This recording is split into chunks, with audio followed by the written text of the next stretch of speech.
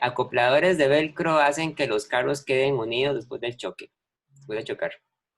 Encuentre la velocidad final del tren de 3 carros, o sea, del conjunto de los 3 carros. ¿Qué pasaría si su respuesta requiere que todos los carros choquen y se unan en el mismo momento? ¿Qué sucedería si chocan en diferente orden? Vamos a ver entonces qué pasa. Entonces, ahí donde ustedes ven que el problema les dice que los carros quedan unidos, ya sea porque quedan unidos por el velcro o por cualquier otra razón, ¿verdad? Eso no tiene mucha importancia. Ustedes saben inmediatamente que eso es un choque perfectamente inelástico. Y un choque perfectamente inelástico o también completamente inelástico, como se le llama, es un choque donde no se conserva la energía cinética, solamente se conserva la cantidad de movimiento.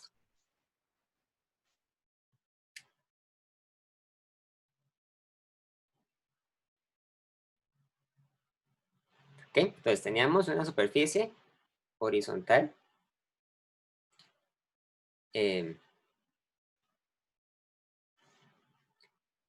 Habían 3 vehículos, ¿verdad? Este carro y este carro. ¿Ok? Masa M1, M2, M3.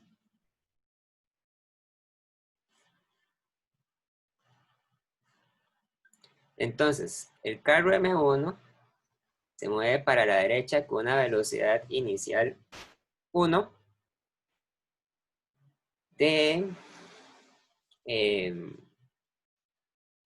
de 5 metros por segundo. El carro 2 también va para la derecha con una velocidad inicial 2 de 3 metros por segundo. Mientras que el carro 3 se mueve para la izquierda y su velocidad inicial tiene magnitud de 4 metros por segundo. Vean que cuando un objeto se mueve para la izquierda, ¿verdad? Es lo mismo que decir que su velocidad, que la componente de la velocidad en el eje X es negativa, ¿verdad? Entonces podemos ponerle aquí un menos. Es menos 4 metros por segundo porque va para la izquierda. Es muy importante siempre tener en cuenta la dirección de la velocidad, porque hay muchos casos donde un estudiante, ¿verdad? Puede confundirse, puede enredarse y entonces ignora el signo negativo y entonces eso ocasiona que el problema le dé incorrecto. Y después del choque, los 3 vehículos quedan unidos. Entonces, como quedan unidos, es un choque completamente inelástico, ¿verdad? Los 3 vehículos se mueven juntos con la misma rapidez. Entonces, M1, M2 y M3 se mueven juntos con la misma rapidez VF. Vean que yo no sé realmente si se mueven juntos para la derecha o para la izquierda, ¿verdad? Yo no tengo forma de saberlo. Yo estoy suponiendo, o sea, estoy haciendo la suposición de que se mueven para la derecha, pero puede ser que esté equivocado. Si estuviera equivocado y realmente se está moviendo para la izquierda, entonces encontraría que las masas, que la velocidad tiene que ser negativa, ¿verdad? Pero ya, dado el caso, entonces ya vería entonces qué sucede, ¿verdad? Si la velocidad es negativa es porque se mueven para la izquierda. Entonces, como este es un choque completamente inelástico.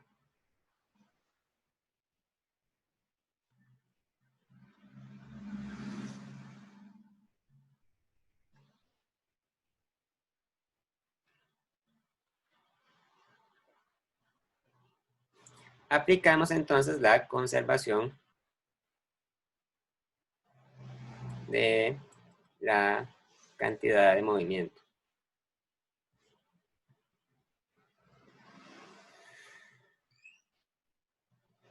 ¿Ok? La cantidad de movimiento, ¿se acuerdan que es una magnitud física, una cantidad? Es un vector, en realidad. Entonces, es igual a la masa de un objeto por su velocidad. Entonces, Yo quiero calcular la cantidad de movimiento inicial de todo el sistema. Para calcular la cantidad de movimiento inicial de todo el sistema, yo calculo primero la cantidad de movimiento inicial del carro 1, más la cantidad de movimiento inicial, perdón, más la cantidad de movimiento inicial del carro 2, más la cantidad de movimiento inicial del carro 3. Y esto es igual entonces a la masa del carro 1 por la velocidad inicial del carro 1 más la masa del carro 2 por la velocidad inicial del carro 2 más la masa del carro 3 por la velocidad inicial del carro 3. ¿Okay?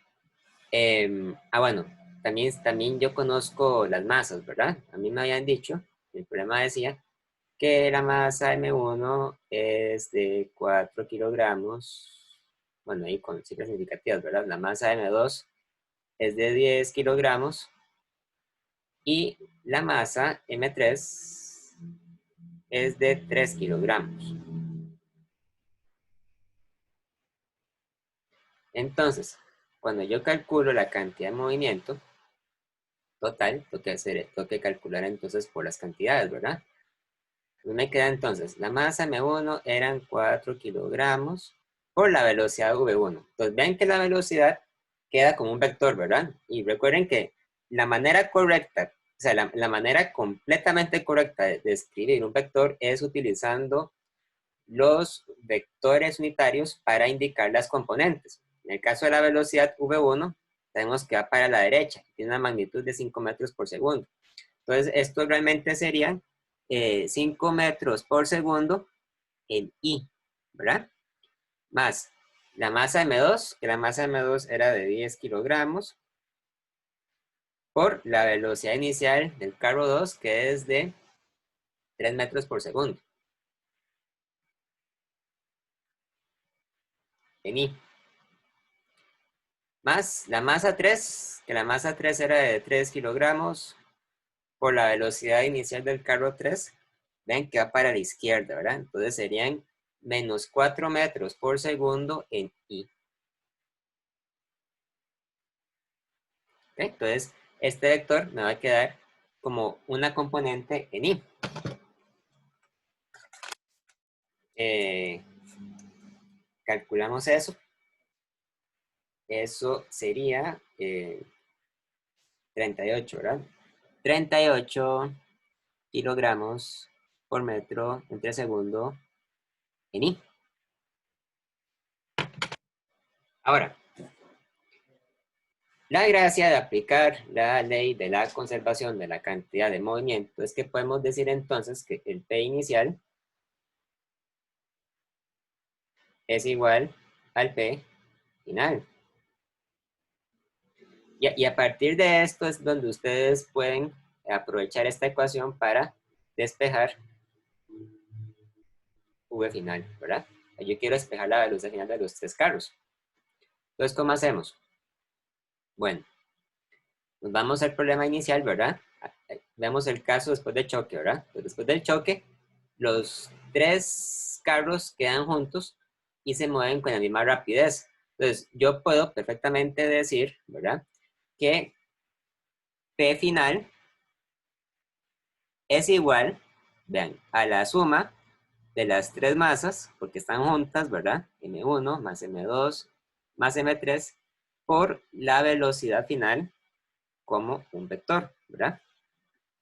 Y claro, esto es igual a P inicial, entonces esto tiene que ser igual a 38 kilogramos por metro entre segundo hacia I. Entonces, despejamos V final simplemente dividiendo P final entre la suma de las masas. Esto sería 38 kilogramos por metro entre segundo en I dividido entre la suma de las masas que era, bueno, M1 era 4 kilogramos, M2 era 10 kilogramos y M3 era 3 kilogramos.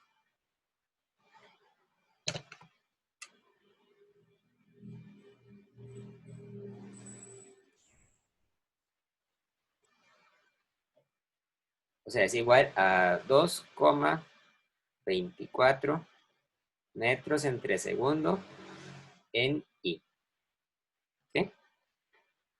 Ustedes pueden decir, ¿verdad? Simplemente que eh, los tres carros se mueven a 2,24 metros entre segundo hacia la derecha.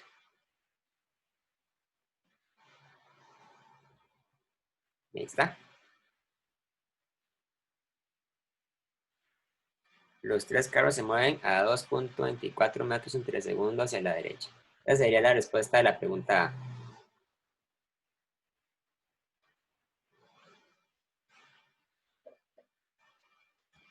Ahora bien, la pregunta tenía una parte B. La pregunta B dice, ¿qué pasaría si su respuesta requiere que todos los carros choquen y se unan en el mismo momento? ¿Qué sucedería si chocan en diferente orden? O sea, por ejemplo, ¿qué pasaría si primero chocan M1 y M2 y hasta después chocan con M3? Eso sí, ¿verdad? Recordando que los carros están pegados con velcro. Entonces, eh, sin importar cuál par de carros choquen, ¿verdad? Siempre van a tener que terminar pegados. Bueno, en realidad vamos a encontrar que la respuesta va a ser la misma, pero tal vez sea buena idea explicar un poco la situación. O sea, vamos a demostrarlo matemáticamente para este caso.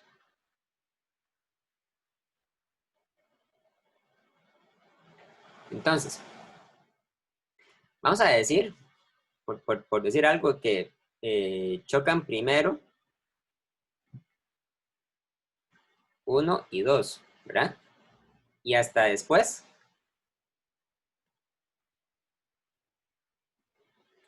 choca el carro 3.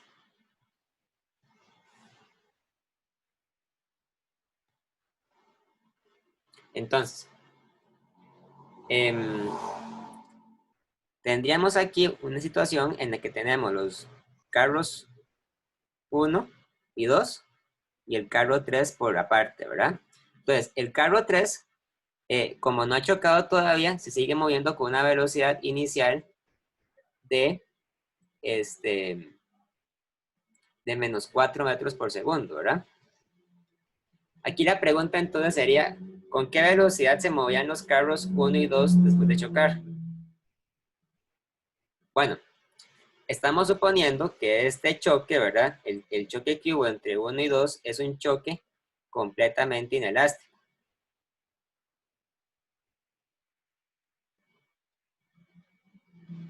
Entonces, cuando el choque es de fijo completamente inelástico, ustedes ya deberían ir sabiendo entonces que la fórmula para calcular la velocidad final es muy sencilla.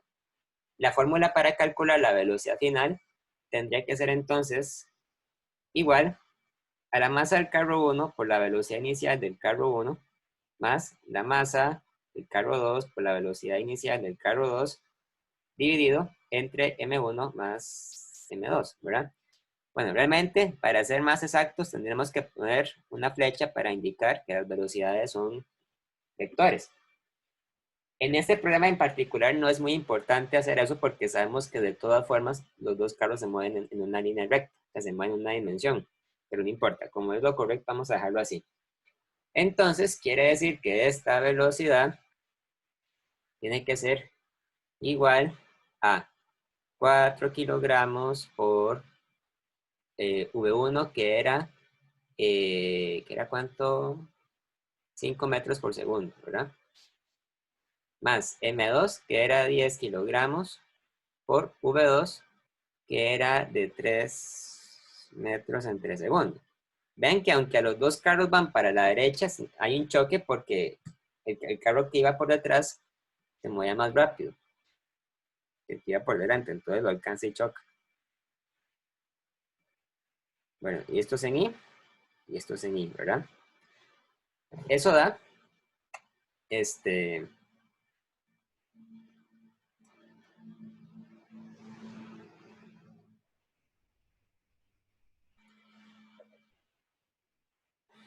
3,57 metros entre segundo en I. ¿Ok? Entonces, este carro, pues, o este conjunto de carros en realidad iban con una velocidad conocida de 3,57 metros entre segundo. Entonces, ¿cuál será la velocidad que tengan los tres carros cuando choquen y se mueven juntos? ¿Verdad? O sea, ¿cuál sería la velocidad final de este choque? Bueno, hay que suponer que cuando los tres carros chocan después, ¿verdad? Chocan de una forma completamente inelástica, porque el velcro sigue estando ahí presente y ocasiona que los carros permanezcan unidos después de chocar. Entonces, para este problema, sabemos, ¿verdad? Que el P inicial sería entonces la masa de M1 más la masa de M2 por la velocidad inicial de los carros 1 y 2, ¿verdad? Que fue lo que acabamos de calcular, más la masa de M3 por la velocidad inicial V3. Entonces esto sería 4 kilogramos más 10 kilogramos por 3,57 metros entre segundo en I, más M3. M3 era 3 kilogramos y la velocidad inicial del carro 3 era de menos 4 metros entre segundo en I.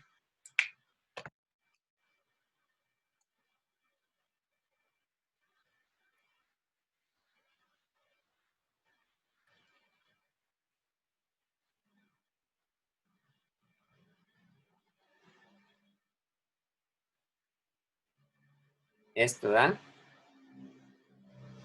37,98 kilogramos por metro entre segundo en I. Entonces, nuevamente, cuando chocan los tres vehículos, ¿verdad? Entonces tendríamos que P final sería la masa de 1 más la masa 2 más la masa 3 por V final. Y V final entonces sería igual a P final entre M1 más M2 más M3. O sea, esto tendría que ser igual a 37,98 entre la masa 1, que eran 4 kilogramos, la masa 2, que eran 10 kilogramos, la masa 3, que eran 3 kilogramos. La velocidad final entonces sería 37,98 entre 4 más 10 más 3. 2,23 metros entre segundo en I. ¿Okay? Esta sería la velocidad final cuando dejamos que choquen primero los carros 1 y 2 y hasta después chocan con el carro 3. Entonces, en el caso en que nosotros asumimos que el choque era al mismo tiempo para los tres, habíamos encontrado que la velocidad final era de 2,24 metros por segundo. Cuando choca primero 1 y 2 y luego 3, la velocidad es 2,23. Bueno, es lo mismo, ¿verdad? O sea, es una diferencia muy pequeña. Podríamos achacársela a los decimales. El punto es que si ustedes, ¿verdad? Después deciden que hacen el caso en que choca primero el carro 2 y 3 y hasta después el carro 1, deberían encontrarse con una solución parecida. Por lo tanto, la conclusión es que la velocidad final no depende del orden de los choques, ¿verdad? Al menos, al menos que estemos, ¿verdad? Bajo la suposición de que sea un choque completamente inelástico.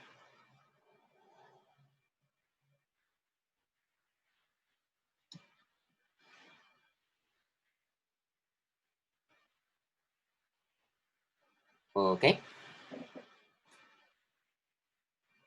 Y ya con eso entonces termino la explicación del problema. ¿Dudas, preguntas?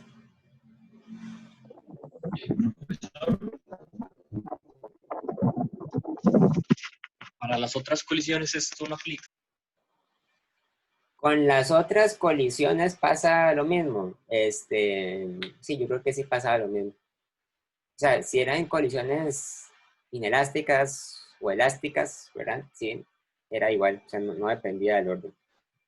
Lo que pasa es que es muy raro, digamos, que en un problema de física a ustedes les salgan un choque de tres objetos, ¿verdad? Casi siempre son solamente dos.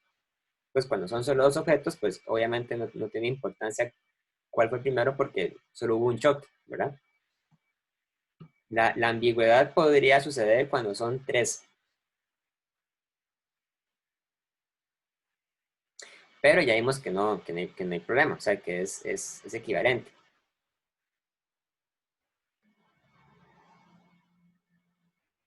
Gracias. Usted, gracias.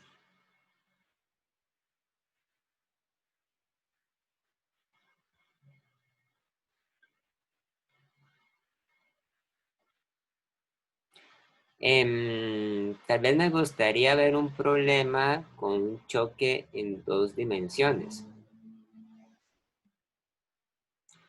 Voy a ver si hay alguno que tenga un dibujo, si no, no tienen dibujos. Entonces, vamos a hacer uno de estos. Digamos que decidimos hacer este 19. No, hagamos el 20 porque el 20 es par. Dice, dos discos de juego de tejo, supongo que es como hockey, no sé. De igual masa, uno anaranjado y otro amarillo, están involucrados en una colisión oblicua elástica. O sea, es simplemente un choque elástico, ¿verdad? El disco amarillo inicialmente está en reposo y es golpeado por el disco anaranjado que se mueve con una rapidez de 5 metros por segundo. Después de la colisión, el disco anaranjado se mueve a lo largo de una dirección que forma un ángulo de 37 grados con su dirección de movimiento inicial. Las velocidades de los dos discos son perpendiculares después de la colisión. Es importante. Determine la rapidez final de cada disco.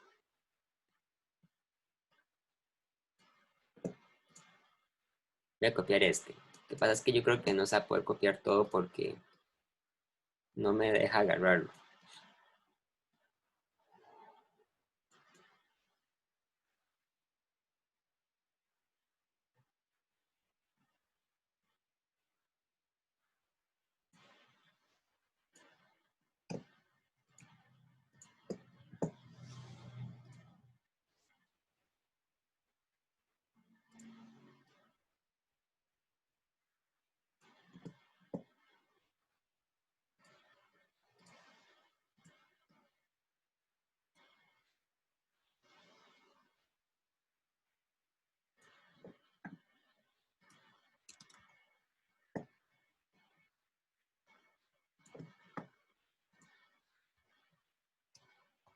Ahí está.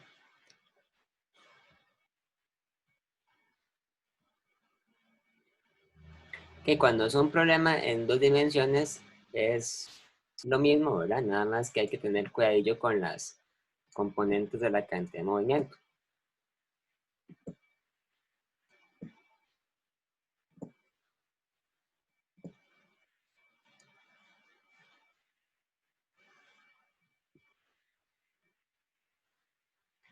Entonces, para este problema sería bueno que si ustedes hacen un dibujo, entonces traigan una regla o algo para que les quede recto.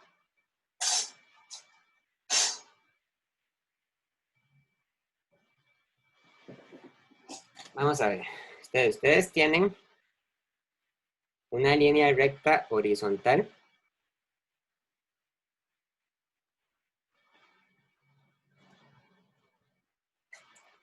Esa será de color negro.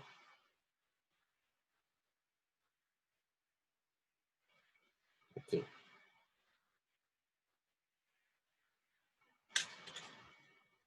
Entonces, antes del choque, le dicen que hay dos discos, uno anaranjado y el otro amarillo. Ah, eso no se copió bien. Bueno, el disco amarillo inicialmente está en reposo. Entonces vamos a dejar el disco amarillo aquí.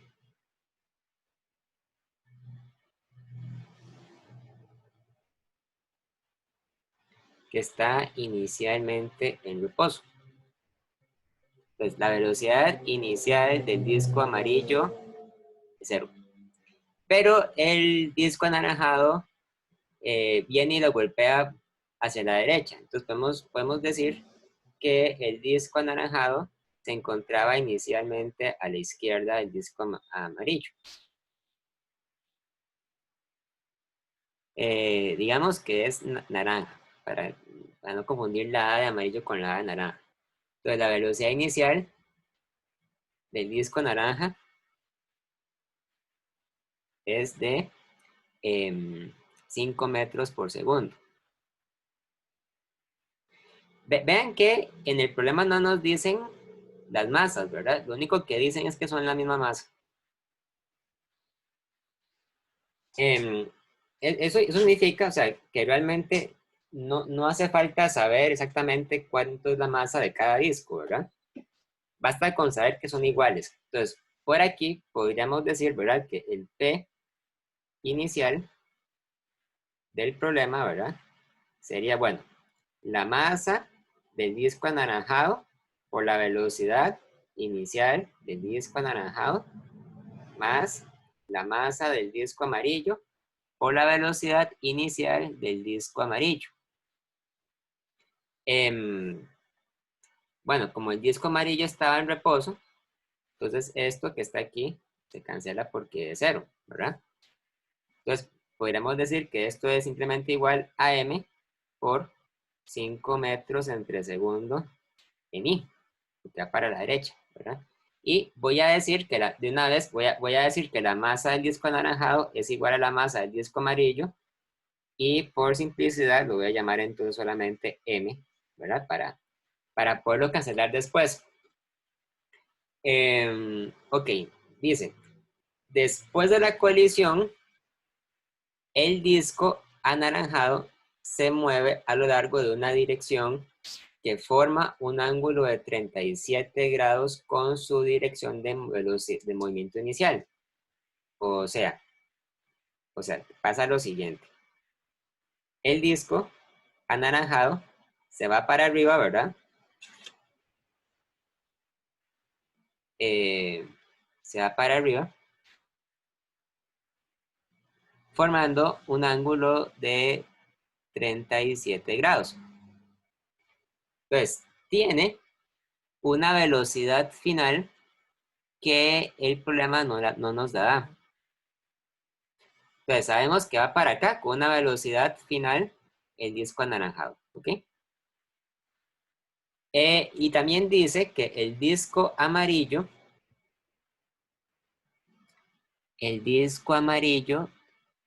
tiene una velocidad que es perpendicular a la del disco anaranjado. O sea, que forma un ángulo de 90 grados. Entonces, podríamos decir que el disco amarillo se viene para esta dirección, ¿verdad?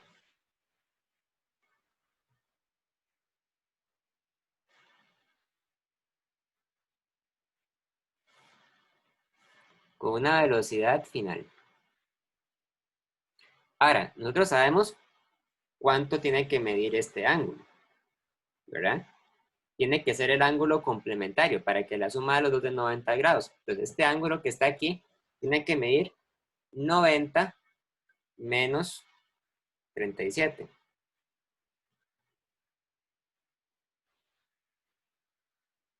Mide 53 grados. Entonces, es muy importante conocer las direcciones. Entonces, para calcular la velocidad final de cada disco, ¿verdad? Hay que utilizar el hecho de que esto es un choque y posiblemente haya que utilizar el hecho de que el choque es un choque elástico. Bueno, Edwin me mandó un problema. Bueno, ahora lo vemos. Pero posiblemente tal vez no haga falta. Ya no ver por qué. Vean entonces que nosotros podemos separar la cantidad de movimiento por sus componentes, ¿verdad? O sea, ya determinamos que el P inicial es igual a M por 5 metros entre segundo en I. O sea, eso nos dice automáticamente cuáles son las componentes de P, ¿verdad?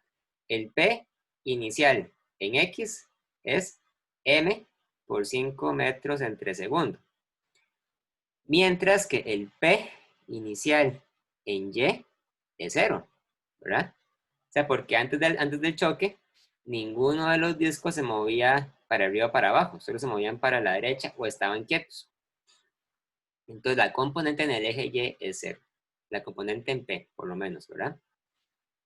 Ahora, hay que utilizar la información que conocemos para determinar las velocidades finales. Entonces, vean, yo podría calcular primero la componente en X de la cantidad de movimiento final. Entonces, vean que P final en X es igual a la masa del disco anaranjado, ¿verdad? Por la velocidad final del disco anaranjado por el coseno de 37.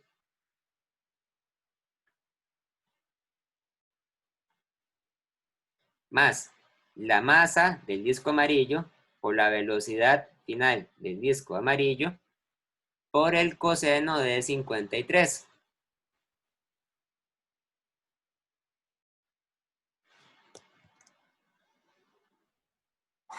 Y esto tiene que ser igual a P inicial en X. O sea, automáticamente implica entonces que M por VFN por el coseno de 37 más M por V final de A por el coseno de 53 es igual a M por 5 metros entre segundo. Entonces vean que afortunadamente se cancelan las masas y esto entonces nos impone la primera condición para calcular las velocidades finales, que V final de naranja por el coseno de 37 más V final del disco amarillo por el coseno de 53 es igual a 5 metros entre segundo. Ahora, la otra condición, esto lo voy a poner un asterisco, ¿verdad? Ahora, la otra condición es la del eje Y. Entonces, ven, en el eje Y tenemos que el disco anaranjado va para arriba, mientras que el disco amarillo va para abajo. Entonces, si naranja va para arriba y amarillo va para abajo, entonces quiere decir que el P final en Y es igual a la masa del disco naranja por la velocidad final del disco naranja por el seno de 37.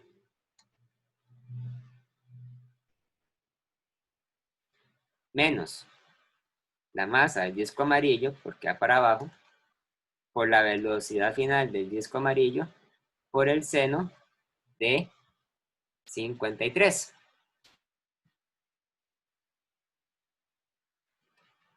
Y esto tenía que ser igual a P inicial en Y. Pero P inicial en Y era igual a 0.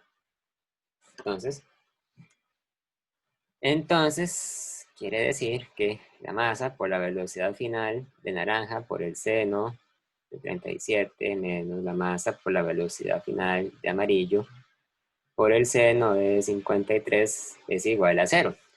Nuevamente nos encontramos con que las masas se pueden cancelar. Por lo tanto,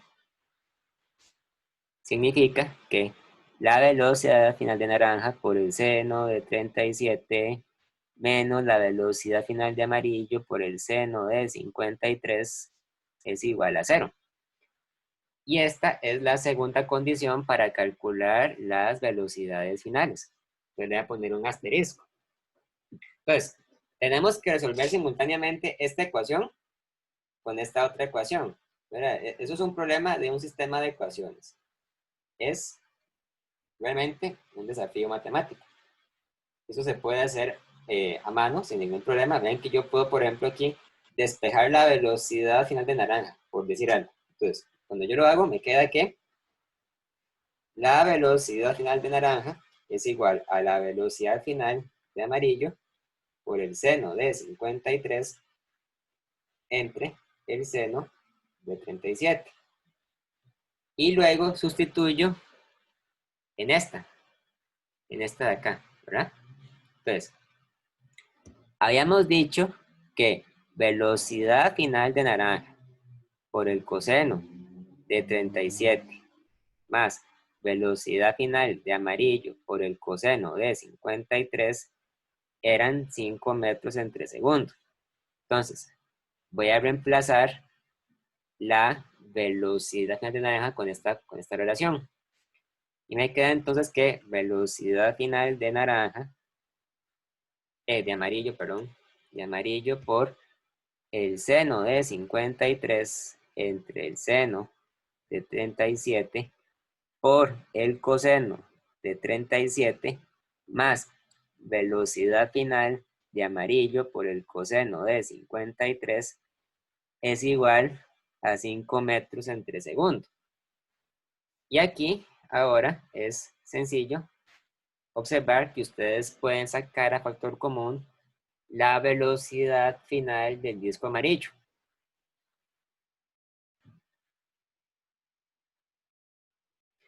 Velocidad final del disco amarillo por el seno de 53 entre el seno de 37 por el coseno de 37 más el coseno de 53 es igual a 5 metros entre segundo.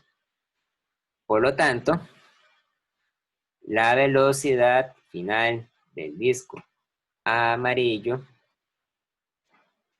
tiene que ser igual a 5 metros entre segundo divididos entre el seno de 53 entre el seno de 37 por el coseno de 37 más el coseno de 53.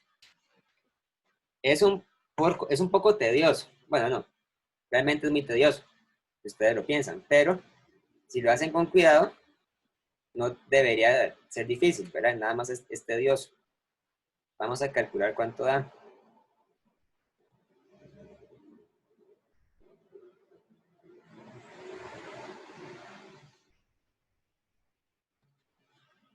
La del disco amarillo entonces da prácticamente 3, bueno, da 3,01 metro entre segundo.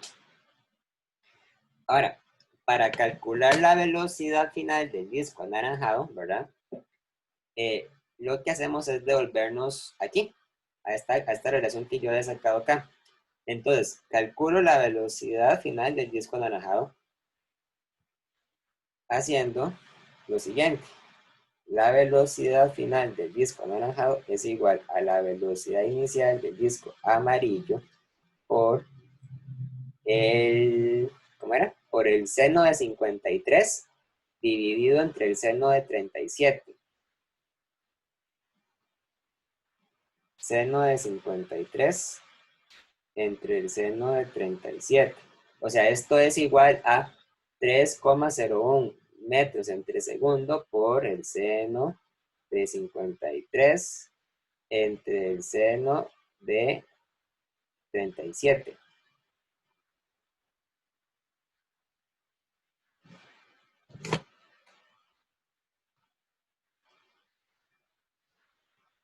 Y eso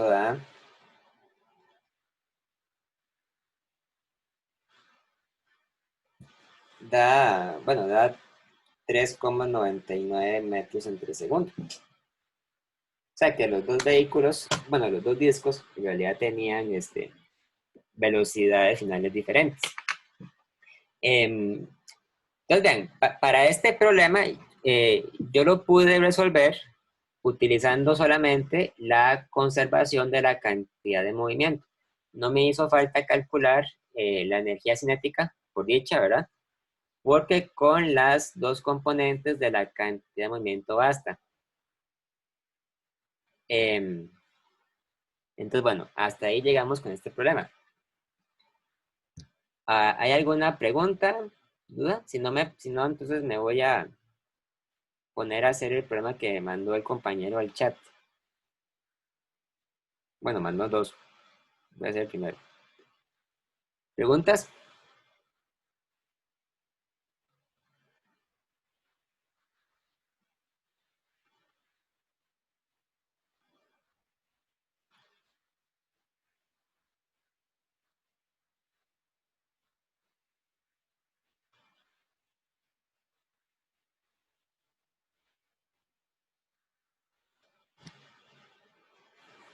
¿Ninguna pregunta?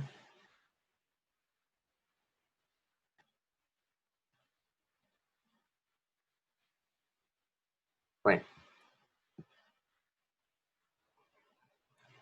voy a ver si el problema que mandó el compañero está en la décima edición.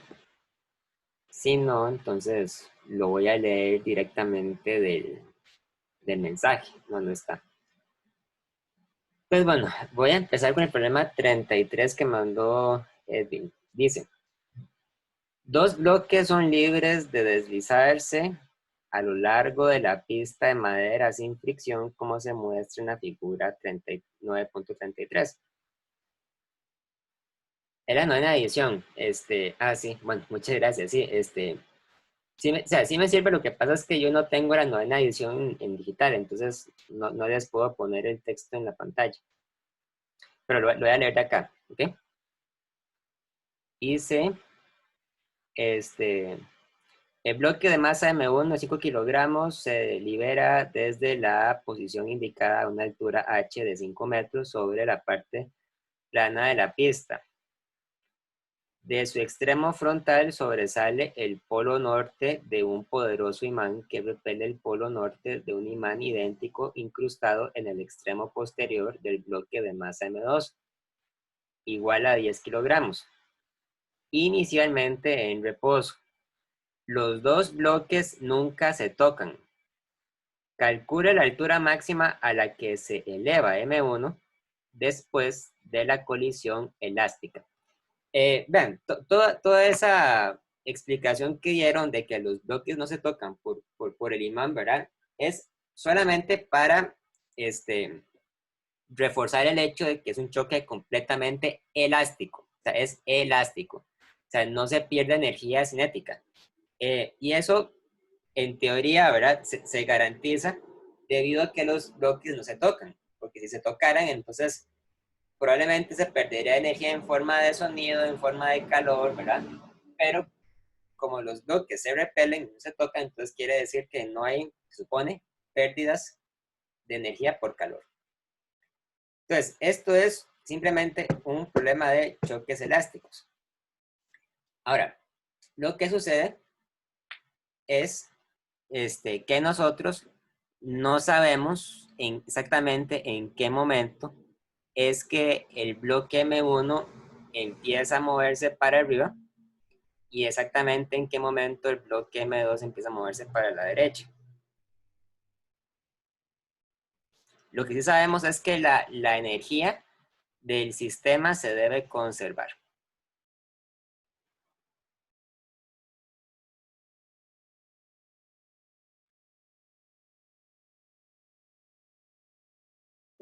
Ok, vamos a ver. Entonces, ¿cómo planteamos este problema?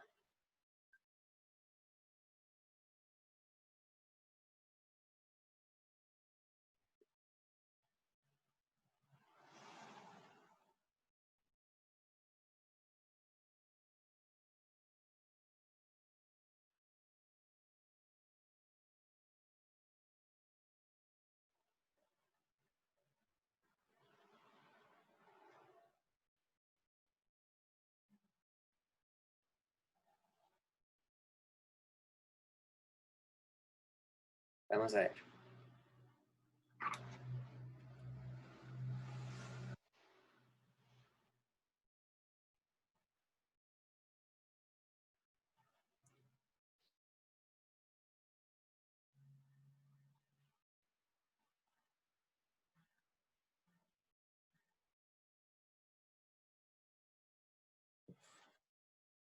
tenemos entonces la pista.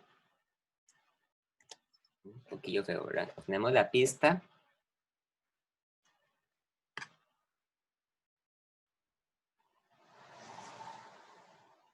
Que a partir de cierto momento se vuelve completamente horizontal, ¿verdad?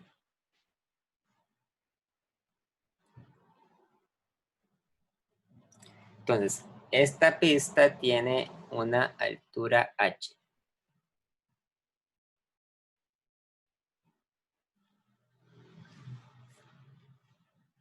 Aquí se libera el bloque de masa M1 y el bloque de masa M2 está esperando aquí abajo. Entonces, vamos a ver, digamos que el bloque de masa M1, ¿verdad? Empieza a bajar lentamente, ¿verdad? Porque se libera del reposo, pero eventualmente se va a encontrar muy cerca del bloque de masa M2, ¿verdad? Hasta que lo empieza a mover. Entonces, vean que nosotros sabemos lo siguiente. Sabemos que la energía mecánica de todo el sistema, ¿verdad? De todo el sistema, la energía mecánica es la masa del bloque 1, M1, por gravedad, por H, ¿verdad? Porque al principio el bloque 2 estaba en reposo y estaba también a la altura del suelo. Mientras que el bloque 1 estaba en reposo, o sea, no tenía energía cinética, pero tiene energía potencial porque se encuentra a una altura h. Em, hmm.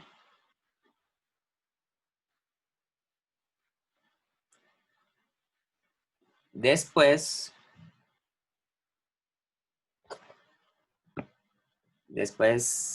hay que aplicar entonces las ecuaciones de conservación de energía cinética y de cantidad de movimiento.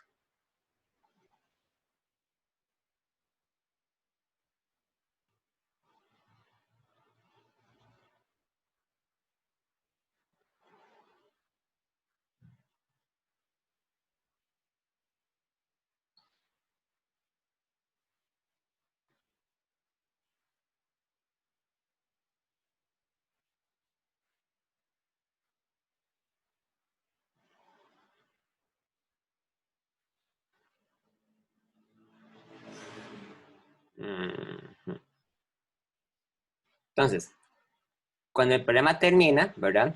Tenemos lo siguiente, tenemos que está la pista.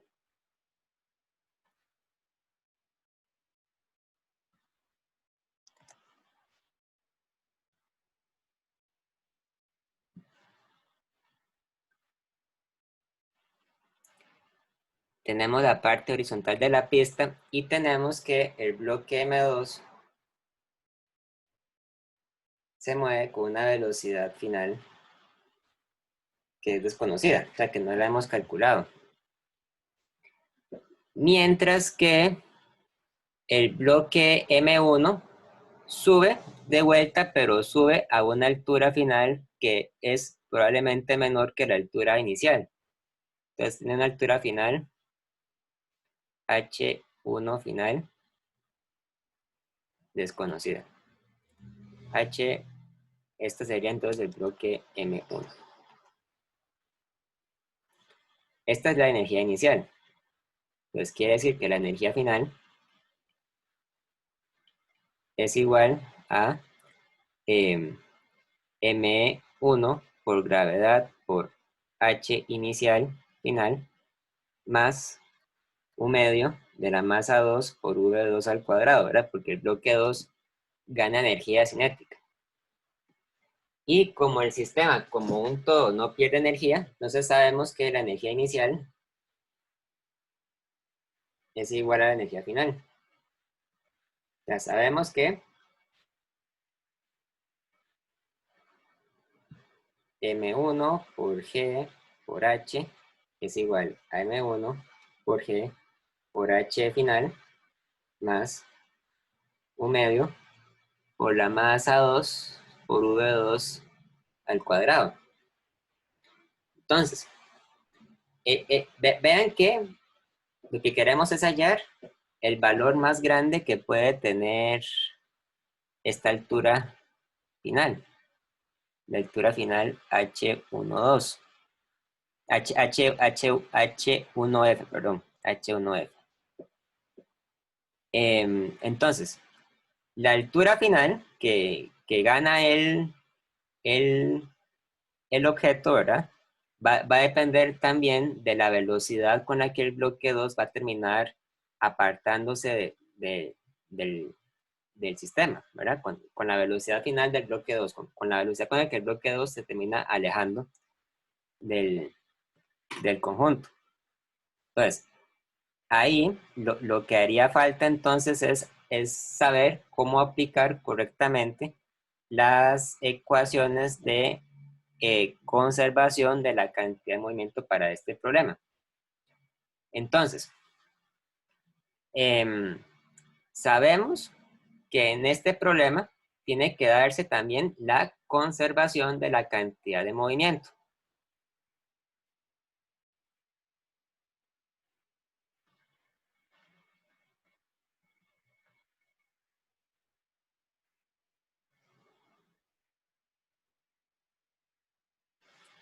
Entonces, hay que hacer una especie de estimado de cuál es la velocidad que tiene el bloque 1 justamente antes de chocar con el bloque 2, ¿verdad?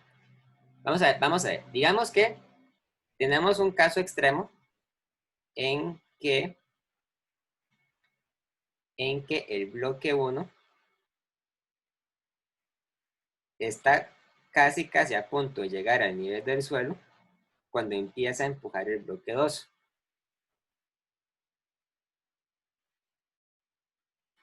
O sea, aquí el bloque 1 viene para acá, ¿verdad? Entonces, vea, vamos a calcular con qué velocidad venía el bloque 1 antes de pegar con el bloque 2. Vamos a calcular la velocidad del bloque 1 antes del choque.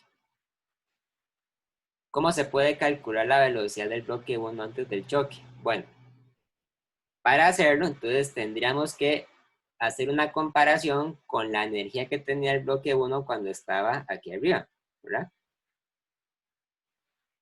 Pues ustedes podrían justificar por la ley de la conservación de la cantidad de la energía que la masa 1 por la gravedad por el H, o sea, esto era H, ¿verdad? Es igual a la masa 1 entre 2 por la velocidad que tiene el bloque antes de pegar con el bloque 2 al cuadrado, o antes de acercarse mucho al bloque 2 al cuadrado. De esa manera, la velocidad que tiene el bloque 1 antes de pegar es igual a raíz cuadrada de 2 veces gravedad por H, ¿verdad? Ahora, vean que la cantidad de movimiento que tiene antes de pegar, o antes de pegar no, porque en realidad nunca pegan, antes de la colisión, entonces sería igual a la masa 1 por la velocidad del bloque 1 antes de pegar, más la masa 2 por la velocidad del bloque 2 antes de la colisión. Pero antes de la colisión, el bloque 2 estaba en reposo. Entonces esto que está aquí es igual a 0.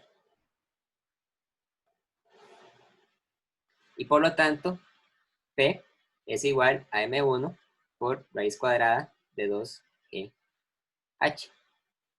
¿Ok? Entonces, vean, esto que está aquí, podríamos decir que es equivalente a la cantidad de movimiento total de todo el sistema. Ahora vean, después de que ha sucedido la colisión, ¿verdad? Entonces, el bloque M1 queda en reposo, pero el bloque M2 termina moviéndose para la derecha a una velocidad final 2. Entonces, nosotros también podríamos decir que P total es igual a la masa 2 por la velocidad final del bloque 2. Y ahí entonces podemos igualar las dos cosas para despejar la velocidad final del bloque 2. ¿Sí? Entonces yo digo, P total es M1 por raíz cuadrada de 2GH, ¿verdad? Pero también es igual a M2 por la velocidad final del bloque 2. Entonces, quiere decir que la velocidad final del bloque 2 es igual a M1 por raíz cuadrada de 2GH entre M2. Ahora sí, ahora que yo tengo esta identidad,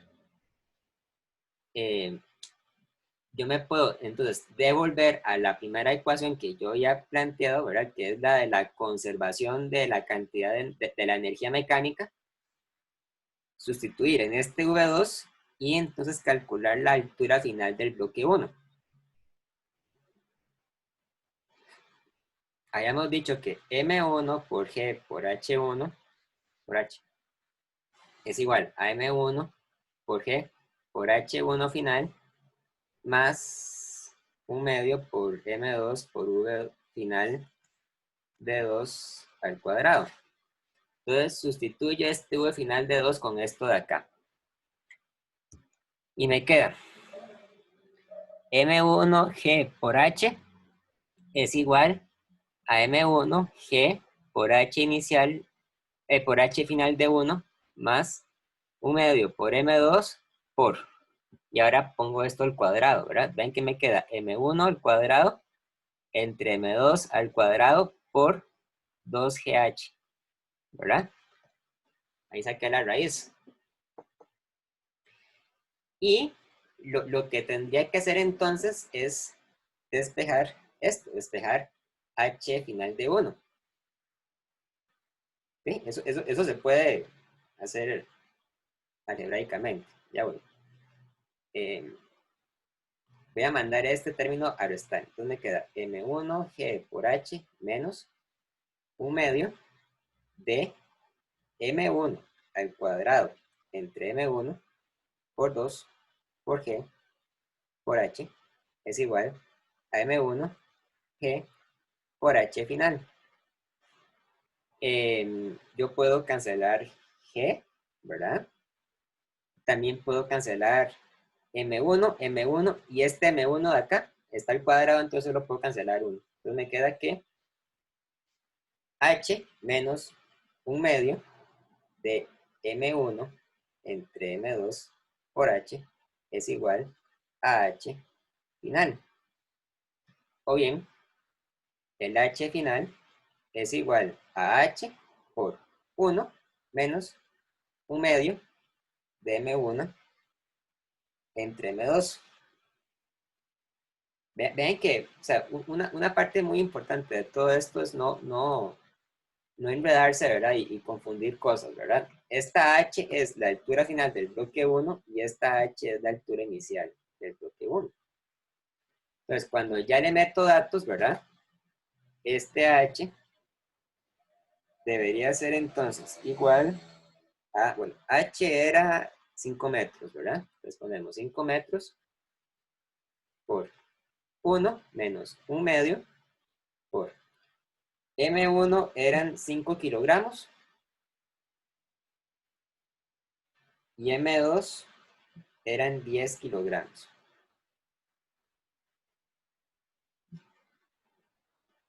¿Cuánto da eso?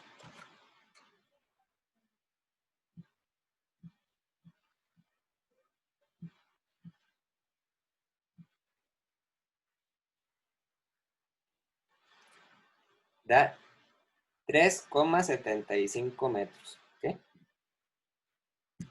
lo cual, por dicha, ¿verdad? Es menor que 5 metros. Quiere decir entonces que el bloque no sube completamente hasta donde estaba al principio, sino que sube solamente hasta 3,75 metros. Y ya con eso entonces calculamos la respuesta. Sube hasta 3,75 metros. ¿Preguntas?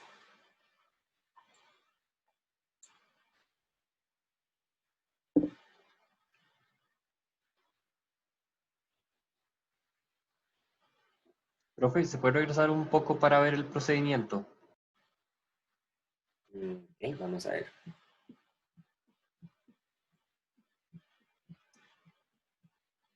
Aquí fue donde yo empecé, ¿verdad? Lo primero que hice fue plantear la igualdad entre la energía mecánica inicial, en la que el bloque M1 está arriba, y la energía mecánica final, en la que el bloque M2 se mueve alejándose para la derecha, mientras que el bloque M1 sube hasta su altura final, pero que esa altura final no es igual a la altura con la que salió el puro principio, ¿verdad? Entonces me queda esto, me queda esta igualdad. M1 por G por H es igual a M1 por G por H final más U medio por M2 por V2 final, bueno, por V2 final al cuadrado, ¿verdad? Aquí yo debería poner V final en 2. Entonces, para poder sacar esta H final, yo necesito saber con qué velocidad es que el bloque 2 se aleja para la derecha. Y para hacerlo, entonces, utilizo la ley de la conservación de la cantidad de movimiento. Entonces, antes de chocar, ¿verdad? El bloque M1 venía con una velocidad que yo llamo V1 antes, y el bloque 2 estaba en reposo. Entonces, V2 antes es 0. Entonces, yo calculo la velocidad con la que el bloque chocó, ¿verdad? Presumiblemente, es la velocidad que el bloque 1 gana cuando transforma toda su energía potencial a energía cinética. Vean que esto no tiene necesariamente por qué ser así, ¿verdad? Podría no ser así. Eh, lo que pasa es que en caso de que no sea así, entonces significa que la altura final a la que sube el bloque va a ser menor. Y la pregunta se refería, calcula la altura máxima a la que puede subir. Entonces, para calcular la altura máxima a la que puede subir, hay que hacer suposiciones extremas. Entonces, la suposición extrema que yo estoy haciendo para este problema es asumir que la velocidad con la que el bloque 1 golpeó el bloque 2 tenía que ser la velocidad que el bloque 1 ganó cuando transformó su energía potencial a energía cinética completamente. Y me queda entonces que la velocidad que tenía antes de pegar era la raíz cuadrada de 2GH. Entonces, la cantidad de movimiento antes de la colisión es la masa del bloque 1 por la velocidad del bloque 1 antes de la colisión más la masa del bloque 2 por la velocidad del bloque 2 antes de la colisión. Pero antes de la colisión, el bloque 2 estaba en reposo, porque el bloque 2 estaba esperando quieto que lo golpeara el bloque 1. Entonces decimos que solamente es M1 por V1 antes, que era pues cuadrada de 2GH. Luego, en este paso, el paso siguiente, yo lo que dije fue que la cantidad de movimiento total, eh,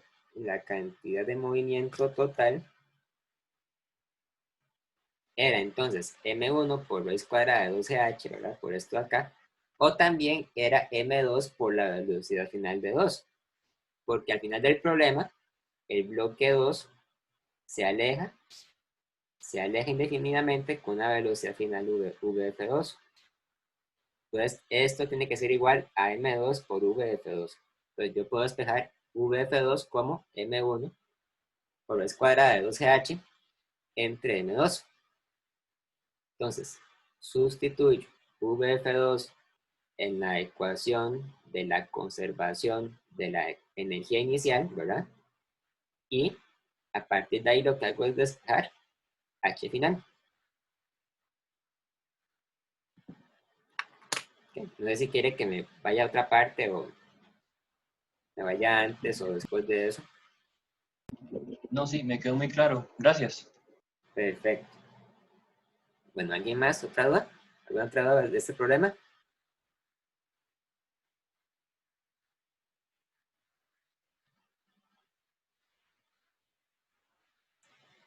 Bien, también me sugirieron otra pregunta, la del cañón.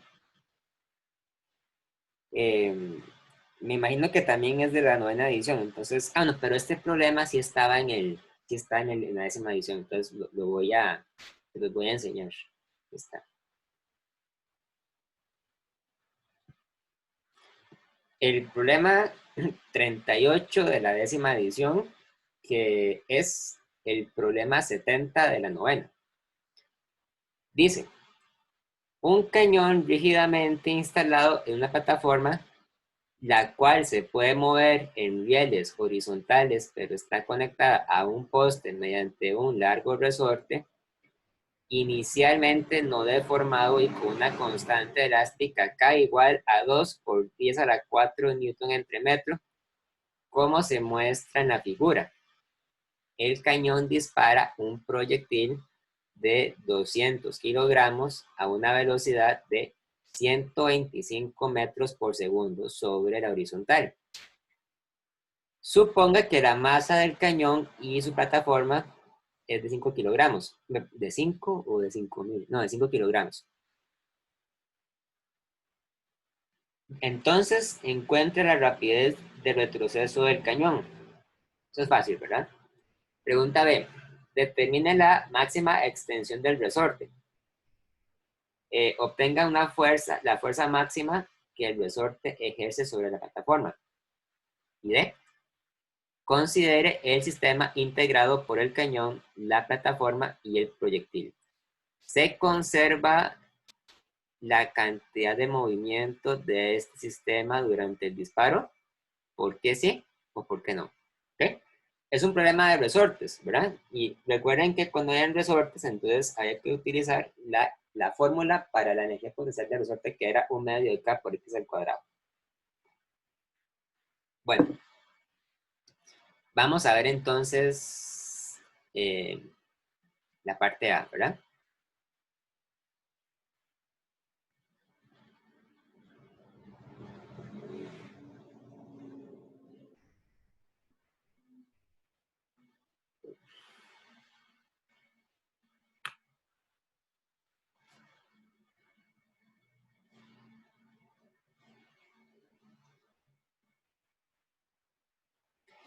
Entonces, yo tengo el suelo, ¿verdad? Aquí hay como un resorte horizontal y aquí está la plataforma donde se construye el cañón.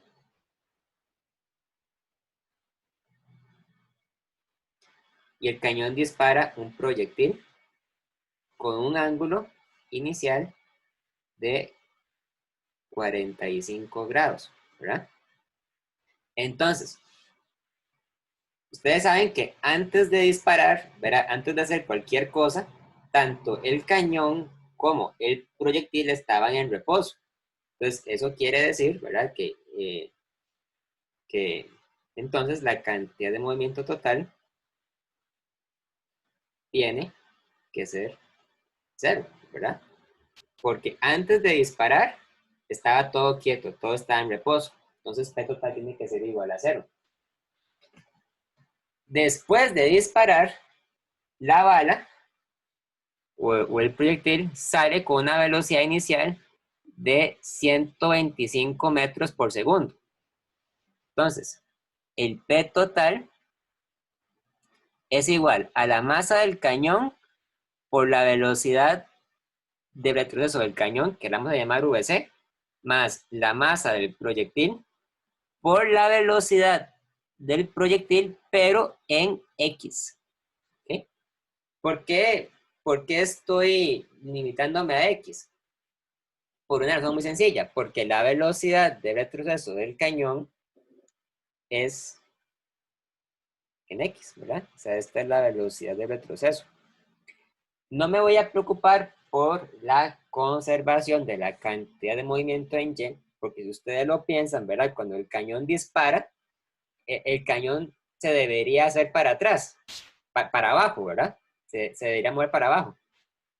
Realmente no lo hace porque debajo del cañón está el planeta Tierra que impide que se mueva. Entonces, no vamos a preocuparnos por eso. Obviamente, si ustedes me dicen, profe, y entonces, ¿significa entonces que el planeta Tierra se movió? Sí. El planeta se mueve un poco a consecuencia del disparo, pero muy poco, ¿verdad? Se mueve muy poco porque la masa de la Tierra es tan grande que eso amortigua la cantidad de movimiento que recibe. Entonces, esto, ¿verdad? Tiene que ser, entonces, igual a cero. Es decir, la masa del cañón por la velocidad del cañón más la masa del proyectil por la velocidad inicial por el coseno de 45 es igual a cero. Entonces, la velocidad del cañón con la que retrocede es menos la masa del proyectil por la velocidad inicial del proyectil por el coseno de 45 entre la masa del cañón. Ustedes ahí cuando le ponen datos, ¿verdad? Entonces esto es igual a, bueno, el proyectil tenía una masa de 200 kilogramos. La velocidad inicial era de 125 metros por segundo. Coseno de 45. Y dividimos entre la masa del cañón, que tiene que ser de 5.000 kilogramos, ¿verdad? 5.000 kilogramos.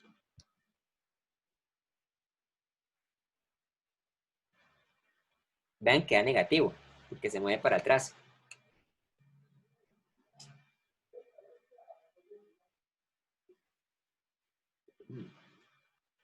¿Cuánto da eso?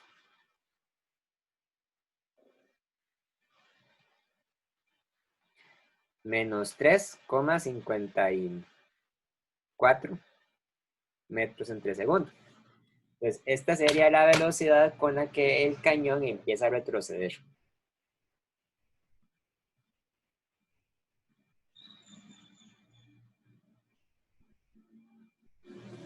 ¿Okay? Ahí todavía no he hecho nada con la constante elástica del resorte. Eso viene después. En la parte B dice, determine la distancia de extensión, la máxima extensión del resorte. Muy fácil. Eso sucede cuando el cañón convierte toda su energía cinética en energía potencial del resorte.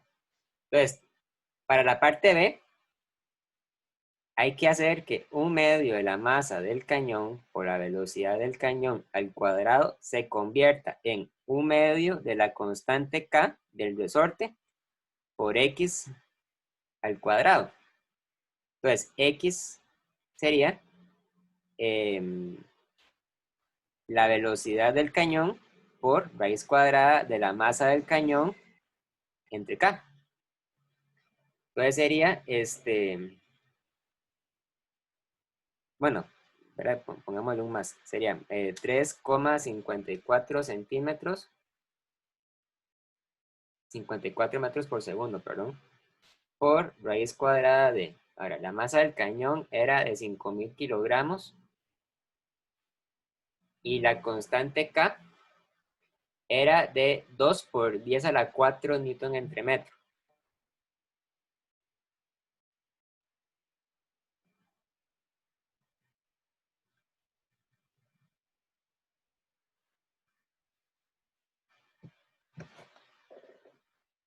Y calculamos.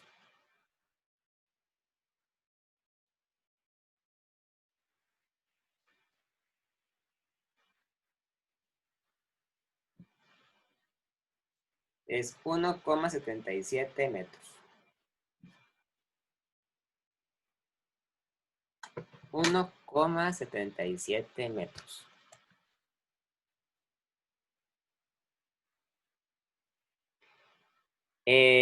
La pregunta C. Obtenga la fuerza máxima que el resorte ejerce sobre la plataforma. Ah, muy fácil, ¿verdad? La fuerza del cañón, bueno, la fuerza del resorte, ¿cuánto es? La magnitud, por lo menos, sabemos que es K por X. Entonces esto es 2 por 10 a la 4 newton entre metro por X, que era 1,77 metros. Y eso da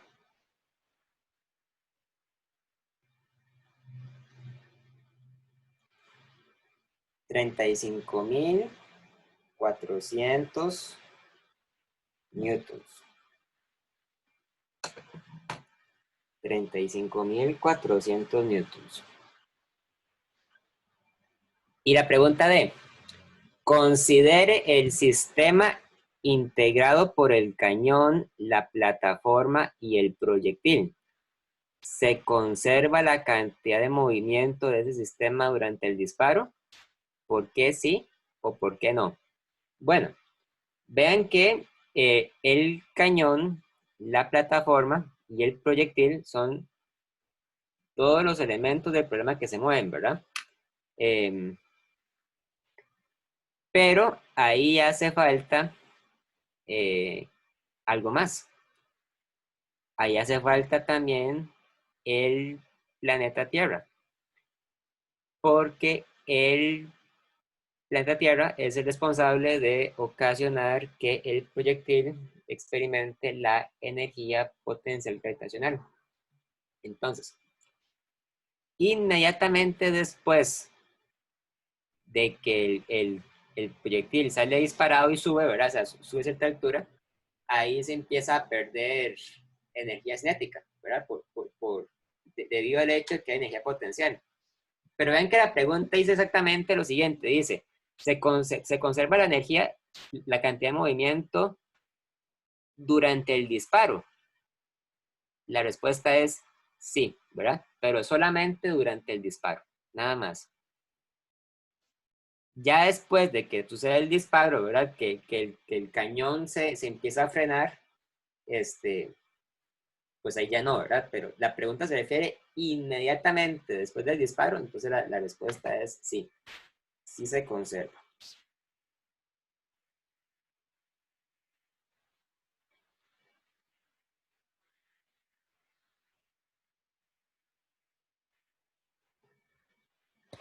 Ok, ¿dudas?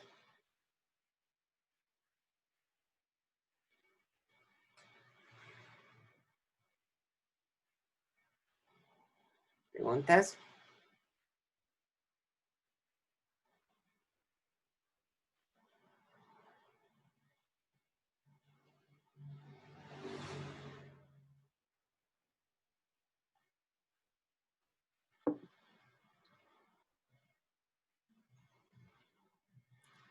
¿Dudas? ¿Preguntas?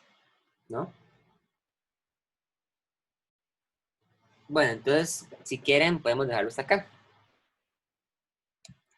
Yo ahora más tarde les mando el video, entonces.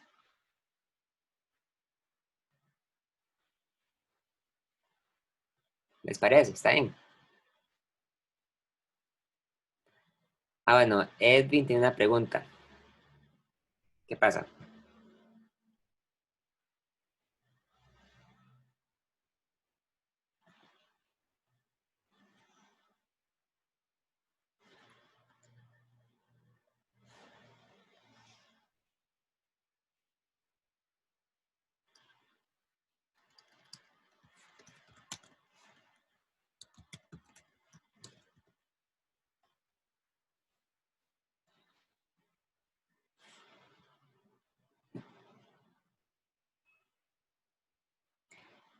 Una pregunta de uno de dos dimensiones. Ah, de un choque de dimensiones. ¿Cuál es?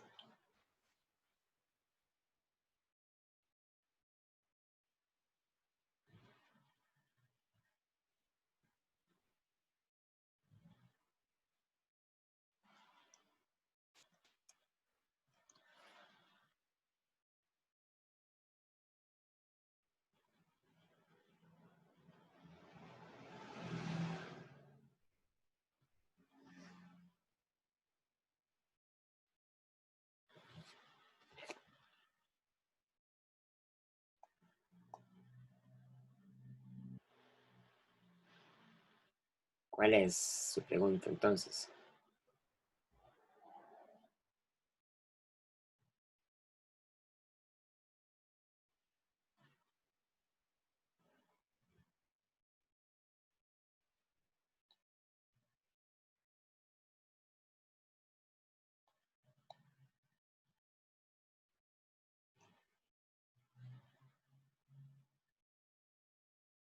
Me mandó el grupo.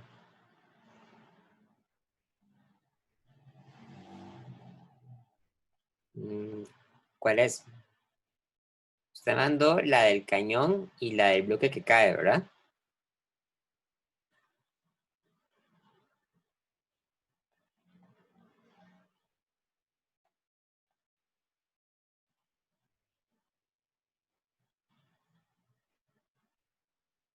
¿Cuál problema es?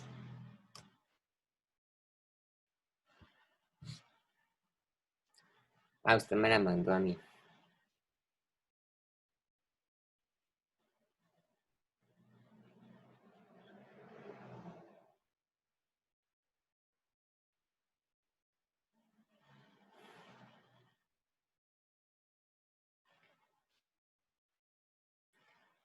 Mándela al grupo, Edwin, por favor, para que los demás la vean. Em,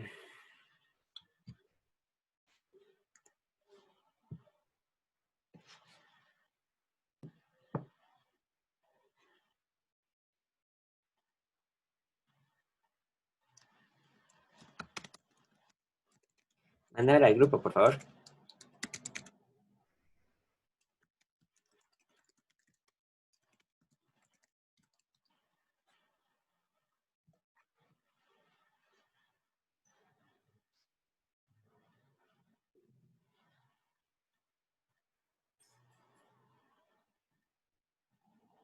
Gracias, ¿ok? Bueno, esa pregunta, vamos a ver. Dice, la masa del disco azul en la figura es 20% mayor que la masa del disco verde. Antes de chocar, los discos se aproximan mutuamente con cantidades de movimiento de igual magnitud y direcciones opuestas. Y el disco verde tiene una rapidez inicial de 10 metros por segundo. Encuentre la rapidez que tiene cada disco después de la colisión si la mitad de la energía cinética del sistema se convierte en energía interna durante la colisión. Es un choque inelástico, ¿verdad? Vean, en este problema a usted no le dan las masas. Entonces usted tiene que decir que la masa del disco azul, pero la masa del disco verde es MV y la masa del disco azul es la masa del disco verde por 1 más 0,2 porque es 20% más grande. Entonces esto es 1,2 veces la masa del disco verde. Antes de chocar, los discos se aproximan mutuamente con cantidades de movimiento de igual magnitud y direcciones opuestas. Entonces, eso quiere decir automáticamente que el P total es cero, ¿verdad? Y el disco verde tiene una rapidez inicial de 10 metros por segundo. Entonces, quiere decir que la masa del disco verde por la rapidez inicial del disco verde más la masa del disco azul por la rapidez inicial del disco azul es cero. Bueno, por la velocidad, ¿verdad? Pero al principio se movían solamente en el eje X, ¿verdad? Entonces, eso quiere decir que la masa del disco verde por 10 metros entre segundo en I, más la masa del disco azul, que es 1,2 m verde, por la velocidad inicial del disco azul, es cero. Eso quiere decir que la velocidad inicial del disco azul es 10 menos 10 metros entre segundo en I, entre 1,2. 10 entre 1,2 es 8,33 menos 8,33 metros entre segundo en I. Ok. Después de la colisión, la mitad de la energía cinética del sistema se convierte en energía interna. ¿Ok? Entonces, después de la colisión, el P total también tiene que ser igual a 0. ¿Verdad? O sea, quiere decir entonces que la masa del disco verde por la velocidad final del disco verde más la masa del disco azul, que es 1,2 veces la masa del disco verde, por la velocidad final del disco azul, es 0. ¿Verdad? Eso independientemente de la dirección en la que se muevan. Usted cancela las masas y le queda entonces que la velocidad final del disco verde más 1,2 veces la velocidad final del disco azul es 0. Ahora, vea que antes de la colisión, usted tenía que la energía cinética era 1/2 por la masa del disco verde por la velocidad inicial del disco verde al cuadrado, más 1/2 por la masa del disco azul, que es 1,2 veces la masa del disco verde, por la velocidad del disco azul al cuadrado. Usted puede sacar entonces a factor común la masa del disco verde y le queda que esto es la masa del disco verde multiplicada por 1/2 por 10 al cuadrado más 1/2 por 1,2 por 8,33 al cuadrado.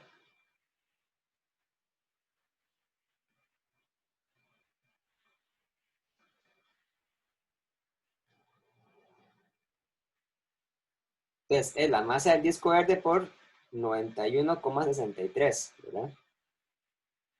De hecho, estos son metros entre segundo al cuadrado, ¿verdad?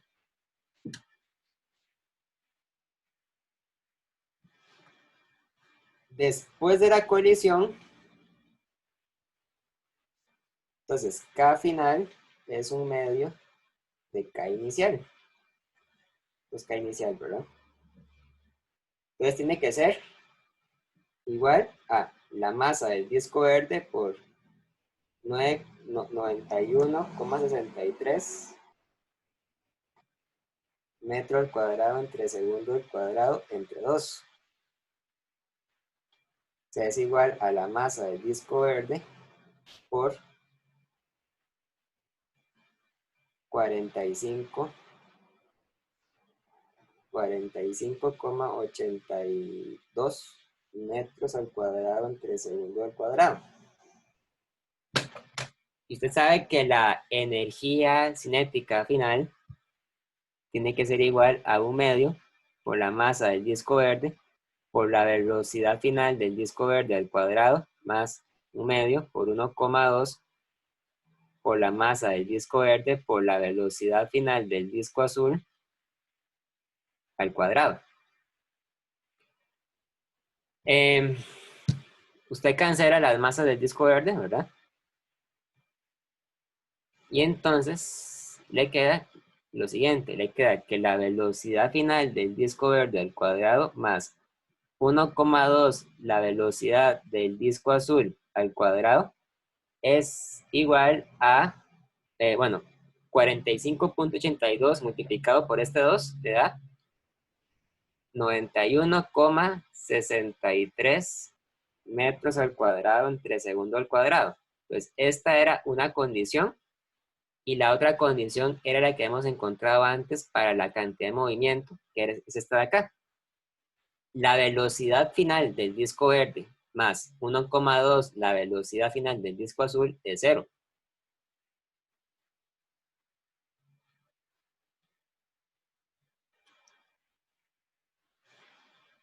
Aquí es disco verde. Ustedes pueden decir que la velocidad final del disco verde es menos 1,2 la velocidad final del disco azul y sustituyen acá. Entonces, menos 1,2 velocidad final del disco azul al cuadrado más 1,2 velocidad final del disco azul al cuadrado. Ven que aquí el 1,2 está elevado al cuadrado y aquí no, ¿verdad? Es igual a 91,63 metros al cuadrado entre segundo al cuadrado. Esto es igual a 2,64 veces la velocidad final del disco azul al cuadrado, igual a 91,63 metros al cuadrado entre segundo al cuadrado. Por lo tanto, la velocidad final del disco azul es más menos la raíz cuadrada de 91,63 metros al cuadrado entre segundo al cuadrado entre 2,64.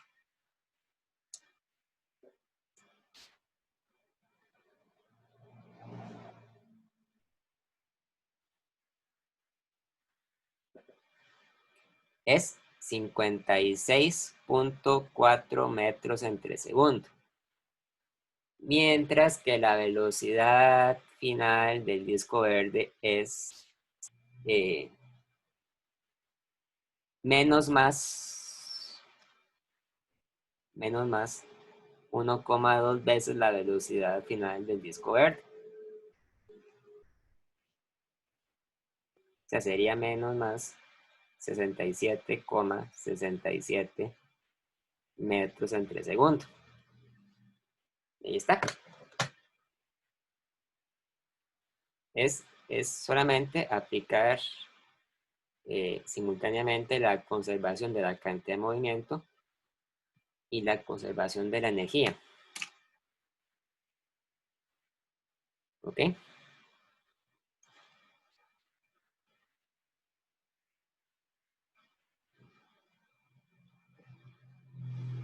¿Preguntas?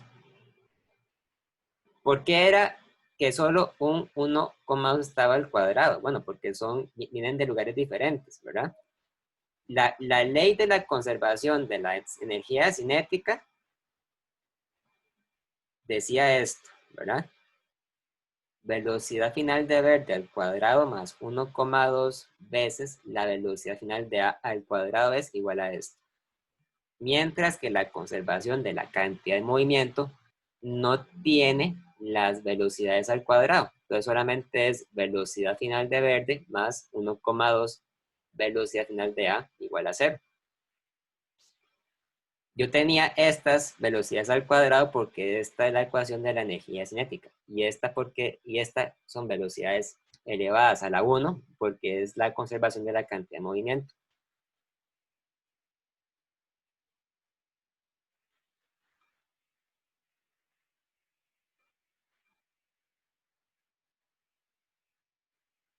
¿Ok?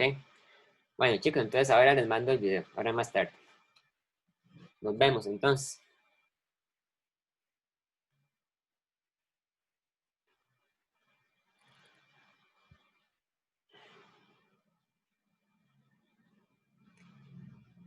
Mañana no puedo dar consulta. El martes doy, pero ya pasó la fecha. Voy a preguntarle al asistente, tal vez ella pueda mañana atenderlos. Yo creo que ella da consulta los viernes, entonces le voy a avisar. Cualquier cosa ella les escribe por el chat, si no usted me puede mandar un mensaje por texto.